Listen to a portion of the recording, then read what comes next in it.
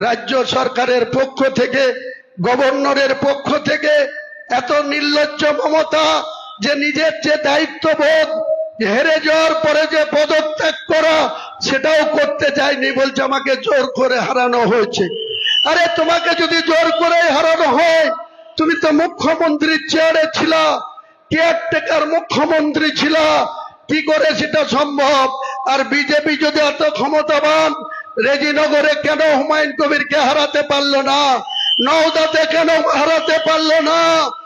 নওদার মানুষ আমাকে সঙ্গ দিয়েছে, রেজিনগরের বিধানসভার মানুষ তারা আমাকে সঙ্গ দিয়েছে, সাপোর্ট করেছে, তাই হুমায়ুন কবির 60,000 ভোটে নির্বাচিত হয়েছে, ওখানে প্রায় 28,000 ভোটে নির্বাচিত হয়েছে। মানুষ সঙ্গে থাকলে কেউ কাউকে হারাতে পারে না। এতদিন যত ভোটে জিতেছ ততই তো বারবার বলেছ মানুষ আমার সঙ্গে আছে, মামাটি মানুষের নেত্রী সেজেছ। এবার যখন 80-তে চলে এসছো, 6 মাস আগে থেকে গল্প করছিল, হুঙ্কার ছাড়ছিল তোমার ভাইপো যে 250 সিট নিয়ে ক্ষমতায় আসবো। আমি সেদিন বলেছিলাম মূর্খের স্বর্গে বাস করছো মমতা ব্যানার্জি, বারবার আবেদন নিবেদন করেছিলাম।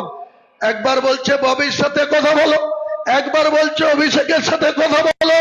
আমি আগেই বলেছি আমি একজন মুসলমান হিসেবে আমি আল্লাহর গোলামি করব, কোন মুসলিমের গোলামি করব না, করব না, করব না।